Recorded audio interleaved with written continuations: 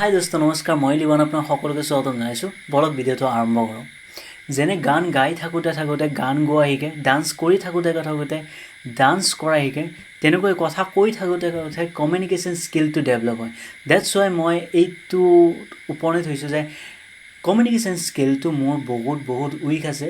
That's Y মই communication স্কিলটো অকণমান higher লেভেলত লৈ যাব বিচাৰিছোঁ।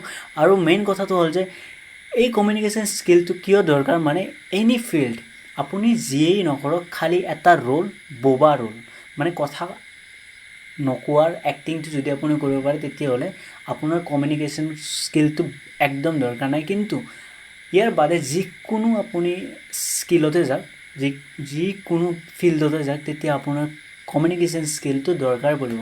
ডেটছ ৱাই কমিউনিকেটেড বহুত লেংগুৱেজত কৰিব পাৰি, আপুনি যি লেংগুৱেজে কৰক, মানে Hindi, English, Assamese, Bengali, Gujarati, anything, Tamil, English, যিমান আছে, মানে আপুনি যিখিনি ভাবে আৰু বা যিখিনি পাৰে সেইটো পাৰে আৰু। কিন্তু মেইন কথা হ'ল যে কমিউনিকেশ্যন স্কিলটো বহুত ইম্পৰ্টেণ্ট। চ' মই ভাবিছোঁ যে কমিউনিকেশ্যন স্কিলটো ডেভেলপ কৰাৰ বাবে এইটোতকৈ বেটাৰ অপশ্যনেই নাই।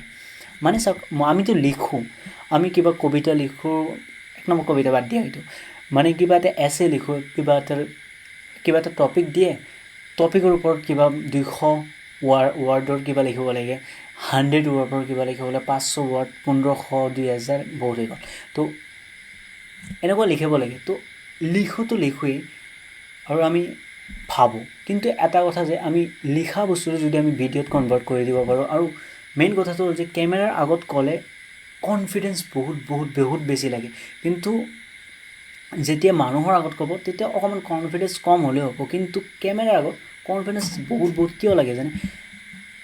এনে লাগে যে কোনো নাই, কেমেৰাৰ আগত বকি আছোঁ।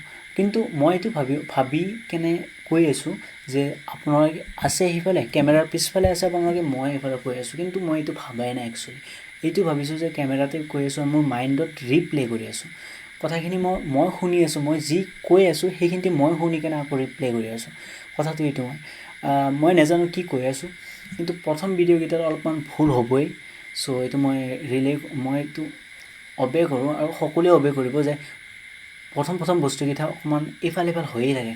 কিন্তু মেইন কথাটো হ'ল যে ইফাল সিফাল হোৱাত যদি আমি ভয় কৰি কেনে আৰম্ভই নকৰোঁ, তেতিয়াহ'লে ক'তো, বুজি পাইছে?